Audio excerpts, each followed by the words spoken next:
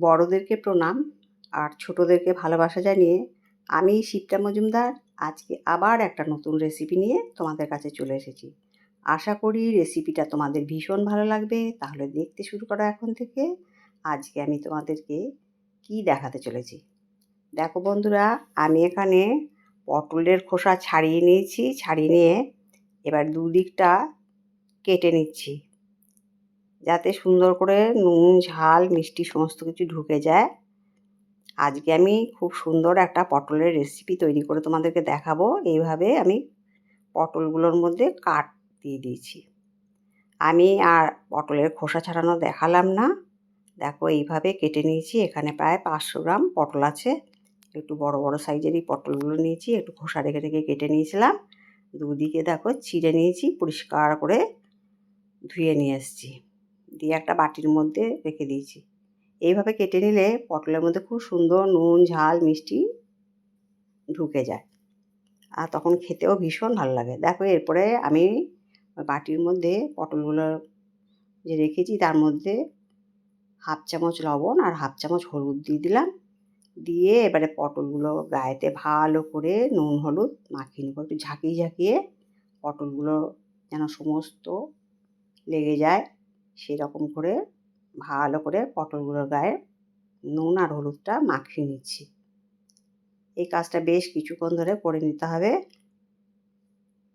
প্রত্যেকটা পটলের গায়ে যেন লবণ আর হলুদটা খুব সুন্দরভাবে লাগে। এটা এখন 10 মিনিট রেখে দিই।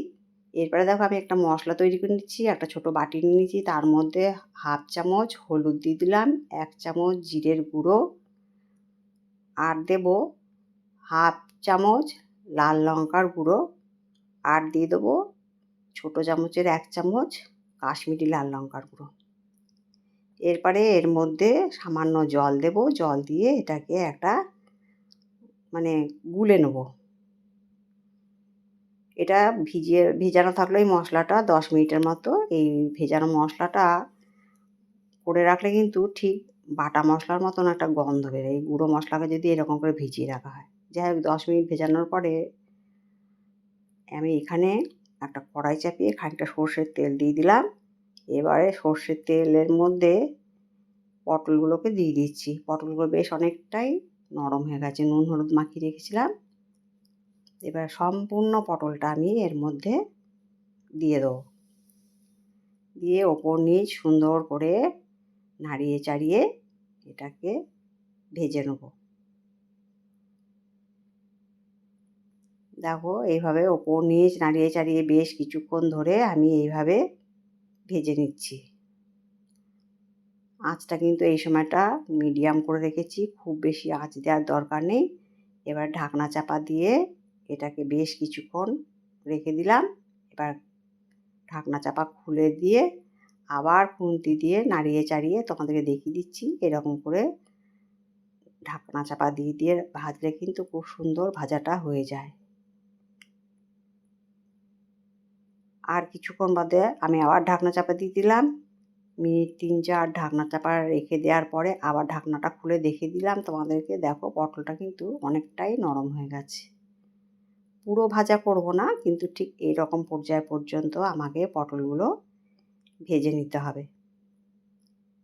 আজকে আমি তোমাদেরকে খুব সুন্দর টেস্টের একটা পটলের তেল ঝাল রেসিপি তৈরি করে দেখাবো। এবারে আমি পটলটাকে নাড়িয়ে চাড়িয়ে দেখো একটা ছান্তার সাহায্যে তেল ছেঁকে ছেঁকে একটা থালার মধ্যে তুলে নিচ্ছি। সম্পূর্ণ পটলটাকে এইভাবে তেল ছেঁকে ছেঁকে তুলে নিতে হবে। আজকে যে তেল ঝালের রেসিপিটা দেখাবো, পটলের তেল ঝাল, এত সুন্দর টেস্ট হয়, তোমরা না তৈরি করে নিলে বুঝতে পারবে না। যেই পটল ভাজার পরে তেলটা ছিল তার মধ্যে আর কিছুটা তেল দিয়ে দিলাম। তেলটা গরম হয়ে যাওয়ার পরে 1 চামচ কালো জিরে আর 3টে কাঁচা লঙ্কা দিয়ে দিলাম। কাঁচা লঙ্কাটাকে ভালো করে, কাঁচা লঙ্কা আর কালো জিরে ফোড়নটা থেকে খুব সুন্দর গন্ধ বেরিয়েছে। যখন ভাজাটা সুন্দর হয়ে গেল তখন আমার ভিজিয়ে রাখা মশলাটাকে সম্পূর্ণটা দিয়ে দিলাম। এবার বেশ কিছুক্ষণ নাড়িয়ে চাড়িয়ে এটাকে আমি কষিয়ে নেব। এরপর তোমাদেরকে দেখাতে ভুলে গেছি, অফ স্ক্রিনে একটা টমেটোকে আমি গ্রেট করে নিয়েছিলাম, সেই টমেটোটাকে ওই মশলার মধ্যে দিয়ে দিলাম। দিয়ে ভালো মতন করে এটাকে কষিয়ে নেব। এরপরে আমি এর মধ্যে দিয়ে দিচ্ছি 1 চামচ লবণ আর 1 চামচ চিনি দিয়ে এটাকে মশলাটাকে সুন্দর করে কাঁচা গন্ধ যাওয়া পর্যন্ত কষিয়ে নিতে হবে। কারণ সমস্ত মশলাটা দেওয়া আছে, টমেটো দেওয়া আছে, সেই জন্য ভালো মতো কষাতে হবে। এরপরে দেখো আমি একটা বাটির মধ্যে 2 চামচ সাদা সর্ষে আর লবণ দিয়ে বেটে নিয়েছিলাম, সেটা সম্পূর্ণটা দিয়ে দিলাম। এই সাদা সর্ষে আর নুনটা দিয়ে বাটার ফলে একটুও কিন্তু তিতো লাগবে না, খেতে কিন্তু ভীষণ ভালো লাগে। এত টেস্ট হয় তোমরা কিন্তু কল্পনা করতে পারবে না। যাই হোক, যখন তেলটা বেশ অনেকটা ছেড়ে বেরিয়ে গেল, তারপরে আমি ওই বাটিটা ধুয়ে জলটা সম্পূর্ণটা দিয়ে দিলাম। দেখো তেলটা কিন্তু অনেকটাই বেরিয়ে এসছে। এইভাবে বেশ কিছুক্ষণ ধরে আমি সর্ষেটাকেও একটুখানি কষিয়ে নেব। বেশ কিছুক্ষণ ধরে এই কাজটা করে নিতে হবে। তারপরে আমি দেখো অনেকটাই জলটা শুকিয়ে গেছে, যে জলটা দিয়েছিলাম অনেকটাই টেনে গেছে। একটু ধৈর্য ধরে এইটাকে সুন্দর করে কষিয়ে নিতে হবে। আমরা জানি প্রত্যেকটা রান্নার পিছনে কিন্তু আমাদের যথেষ্ট সময় দিতে হয়। যাই হোক, বেশ কিছুক্ষণ ধরে কষিয়ে নেওয়ার পরে বেশ অনেকটা তেল বেরিয়ে গেছে। তেল বেরোনোর পরে আমি পটলগুলো সম্পূর্ণটা দিয়ে দিয়েছি। তোমরা দেখতে পাচ্ছ আমি কিন্তু পটলটাকে এই রকম পর্যায় পর্যন্ত ভেজে নিয়েছিলাম, সম্পূর্ণ কিন্তু আমি ভাজিনি। এইটাকে কিন্তু মশলার সাথে এবারে ভালো মতন করে কষিয়ে রান্না করে নিতে হবে, যাতে করে পটলটা সুন্দর মতন সেদ্ধ হয়ে যায়। যাই হোক, বেশ কিছুক্ষণ ধরে পটল দিয়ে মশলাটাকে কষিয়ে নিলাম।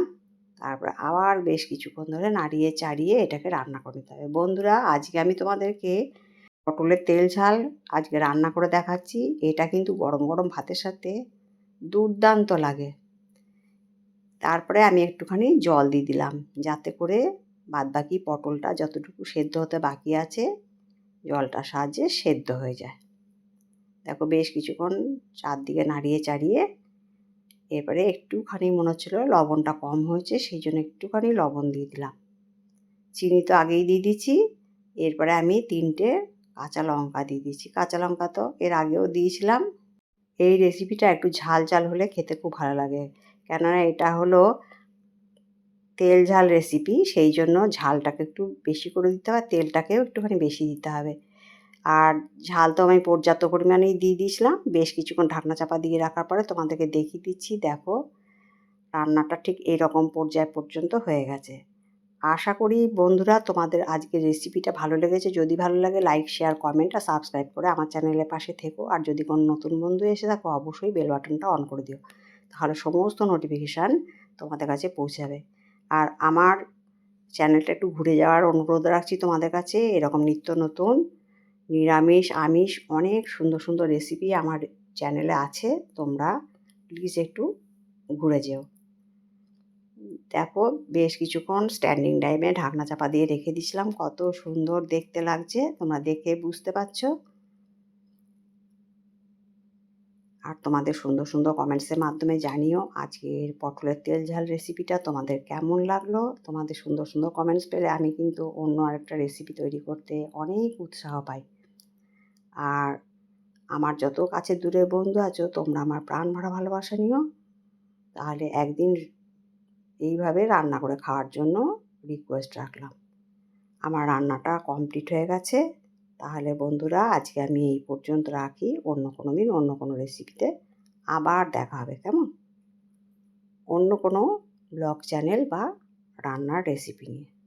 তাহলে রাখি, টাটা।